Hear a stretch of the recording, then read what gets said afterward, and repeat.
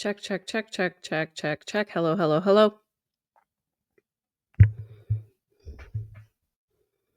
Have you ever noticed how certain behaviors like judgment, blame, or even outrage seem to ripple through a group, a community, or even the world, almost like they're contagious? Have you ever noticed how certain behaviors like judgment, blame, shaming seem to kind of ripple through a group or a community, almost like they're contagious? Maybe you've seen it Maybe you've seen it happen in a family argument that spirals out of control, or maybe you've seen it in the way people pile on in the comments section when a controversial topic gets raised on social media. What if I told you there's a theory out there that there's a hidden force behind all of this drama? It's something that Carl Jung called the collective shadow. Today, we're going to dive into what that means, how it connects to the individual shadow we've been talking about, and why understanding it can help you protect yourself from manipulation and control in your own life.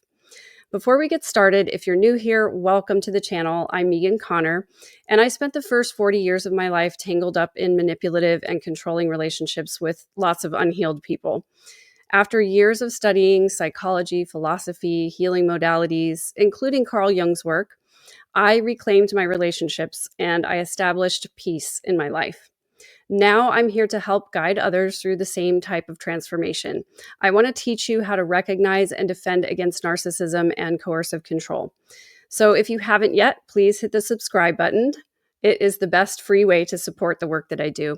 And if you're ready to dive deeper, you can check out my BullyProof e-course. It's linked below, and it's packed with strategies to help you break free from toxic dynamics and build unshakable personal boundaries. Now let's talk about the collective shadow. In my last two videos, we explored the individual shadow, those parts of ourselves that we'd rather not see, like insecurity, anger, and envy. And then we talked about some additional shadow traits. If you missed those two videos, I have pinned the links in the comments so you can catch up. I recommend that you go back and watch them in order because it'll make more sense that way. We talked about how repressing those shadow traits can lead to inner conflict or even narcissistic behaviors like projection and blame shifting. But Jung didn't stop with the individual. He believed that just as we each have an individual shadow, society as a whole has a shadow too, and he called it the collective shadow. This is the sum of all the traits, the fears, and impulses that we as a group deny or push away. You can think of it as sort of the dark underbelly of humanity. Greed, prejudice, aggression, all of these are traits that we don't really want to admit are part of all of us, humanity as a whole. So, how does the collective shadow show up in society? Let's break it down. Picture a time when you've seen a group like a family, workplace, or even the whole nation turn on someone or something. Maybe it's a scapegoat, like blaming one person for everybody's problems, or an us versus them mentality, that black and white thinking or tribalism that fuels the division that we're seeing all around us right now. Jung would say this happens because the collective shadow holds everything we refuse to face as a society. For example, if we deny our shared capacity for selfishness or fear, those traits don't disappear, they fester. And when they bubble up, they often get projected outward. In the last video, I talked about how when we repress emotions, they always come out sideways. They don't just disappear. And a perfect example of this collective shadow is the December 2024 tragedy where the United Healthcare CEO, Brian Thompson, was. This event unleashed a striking manifestation of the collective shadow as I observed it. As Jung might have seen it, a societal undercurrent of repressed frustration and rage toward the health insurance industry formed and bubbled up and showed up all over social media. Rather than expressing sorrow for the loss of a husband and a father, the majority of social media comments fixated on biting sarcasm and dark humor. This is really difficult to face and to hear, but I think it's important to say these things out loud so that we understand how harmful this response really was. People said things like thoughts and deductibles to his family, or condolences are out of network. These reactions reflected a deeper and unacknowledged resentment. Our nation, America's collective shadow, of anger over denied claims and unaffordable care, and a system perceived as valuing profit over people's lives and health. Instead of mourning, a lot of people projected their pain onto Thompson's death, turning him into a symbol of a broken healthcare system rather than a person. And this really revealed to me how suppressed grievances can erupt when given an outlet. It was a really terrible and toxic response to what I observed as a horrible tragedy. In my own life, I saw the collective shadow growing up with controlling family members. There was this unspoken rule that nobody could admit weaknesses or vulnerabilities. It was actually really dangerous to show vulnerability. And instead, any hint of imperfection got projected or shoved onto someone else. And as the family scapegoat, that was often me. I was often, and sometimes still am, seen as the problem when my words and behaviors don't fit the perfect image that my family members wanted to project. And rather than looking at the family system or the religious system, or even looking at ourselves as individuals, it's a lot easier to point to a scapegoat and criticize them for speaking up rather than looking at the actual problem. And that's the collective shadow at work in a smaller group. On a bigger scale, we can just think about human history, all of the wars or oppressed people, or even today when we see cancel culture. When we refuse to see our own flaws as a collective, we point fingers instead of looking at in the mirror at ourselves. So sometimes I like to talk about cancel culture. I am not a fan of it at all, but I think what happens a lot of times is when we see one of our heroes exposed for doing something that we don't approve of, we tend to just say, rather than digging into it and thinking about why it happened and looking at our own problems and saying, yeah, I've done things like that in the past too, we just decide to cut that person off. We don't make an effort to understand them or their circumstances, or to even have grace for the mistakes that they might make. We expect these public figures to be infallible. And when they make a tiny little mistake, rather than listening to their narrative and seeing if they show any contrition or apology of any kind, we just decide to cut them off and cancel them and never listen to them again. Well, if we did that with every single person in the public eye who made a mistake, then we would never have any heroes or idols at all, because everyone in the public eye makes mistakes. We are all going to fall short of the expectations of the people around us. I think the problem arises when we expect other people to be more perfect than we are. None of us are. We all have those flaws.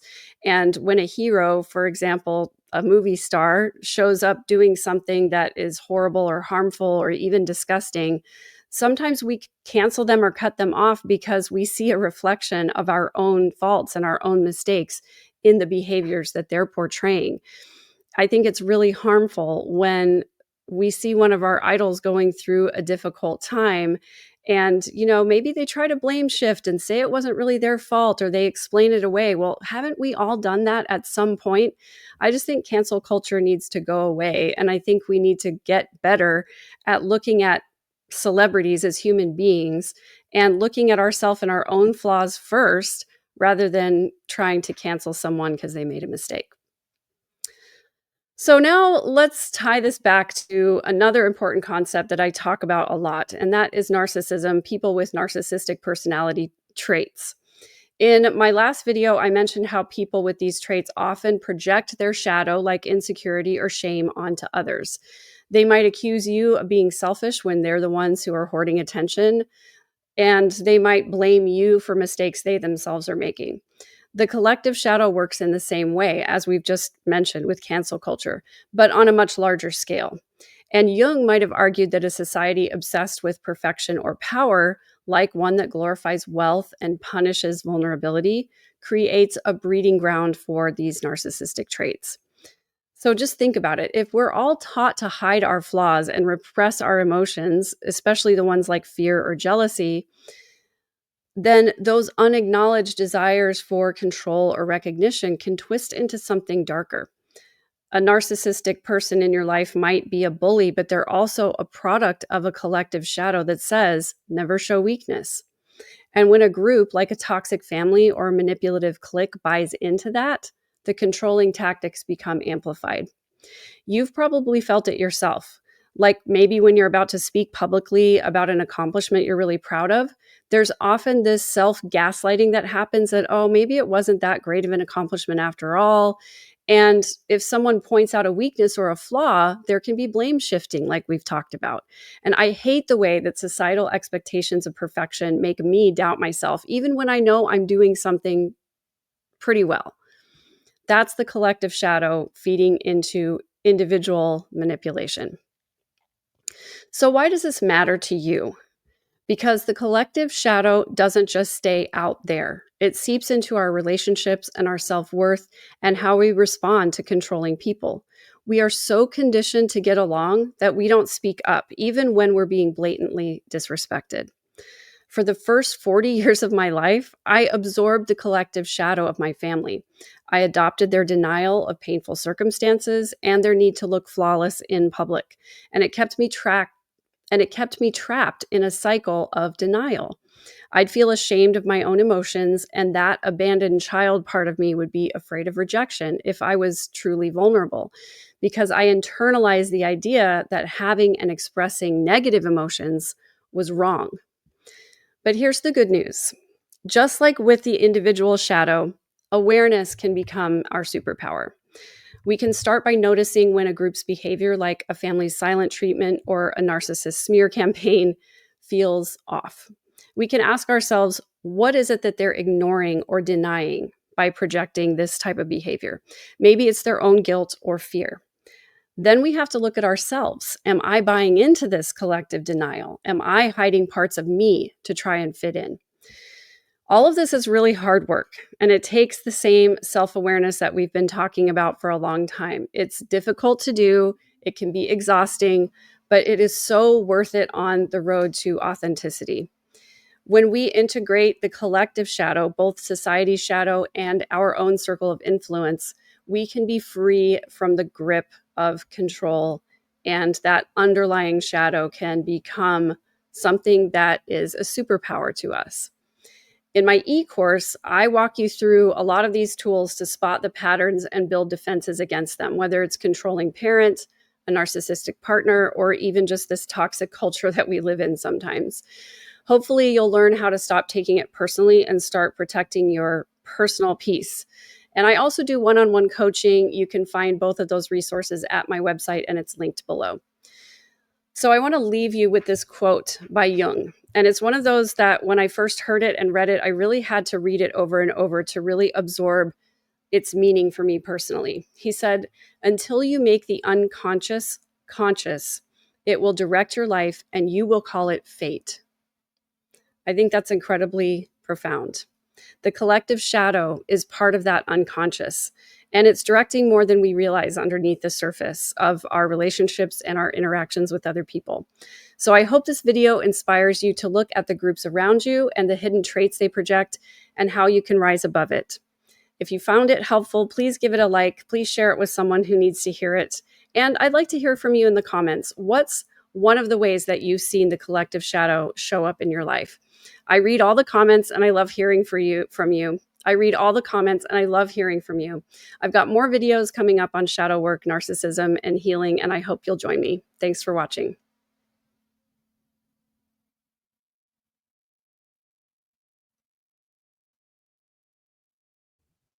Hello, beautiful human. Thank you so much for watching today.